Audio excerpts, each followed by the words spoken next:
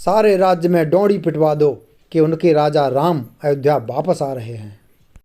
भगवान राम जब वनवास के लिए अयोध्या से गए थे तब उनके प्रिय भाई भरत ने प्रण लिया था और श्री राम से कहा था कि आपका भाई भरत आज ये प्रण लेता है कि जब तक आपका 14 वर्ष का वनवास रहेगा तब तक मैं आपके कुशल मंगल रहने के लिए 14 वर्षों तक अयोध्या स्थित नंदीग्राम में रहकर तप करूँगा।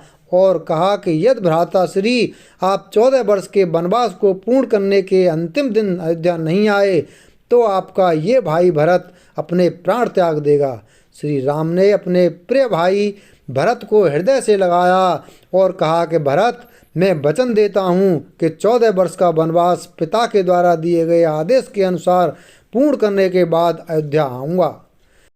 जब भगवान राम 14 वर्ष का वनवास पूर्ण करने के बाद अयोध्या आ रहे थे तो भरत जी ने कहा कि सारे राज्य में डोंडी पिटवा दो कि उनके राजा राम अयोध्या वापस आ रहे हैं।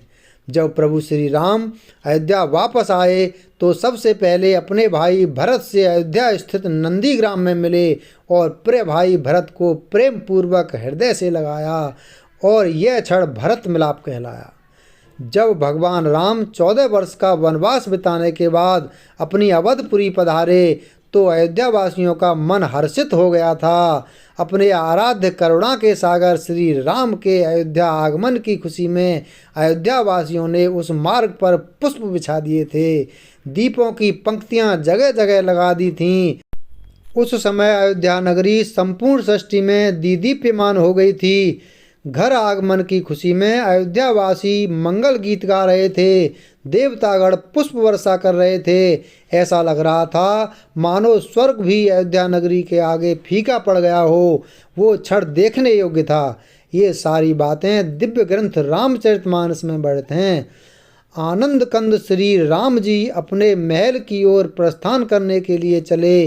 आकाश में फूलों की वृष्टि छा गई। सभी अयोध्यावासी अटारियों पर चढ़कर अपने प्रभु श्री राम के दर्शन कर रहे हैं।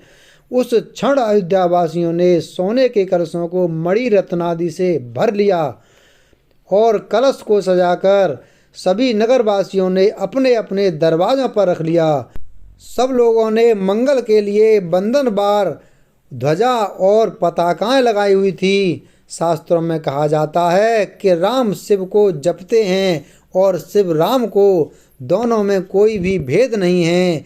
जब भगवान राम 14 वर्ष का वनवास काल समाप्त करने के बाद अयोध्या आए तब शिव जी ने प्रसन्न होकर उनके स्वागत में यह स्तुति गाई थी। यह स्तुति रामचरितमानस में भी वर्णित है।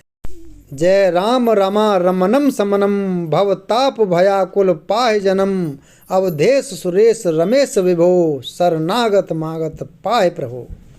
जय श्री राम।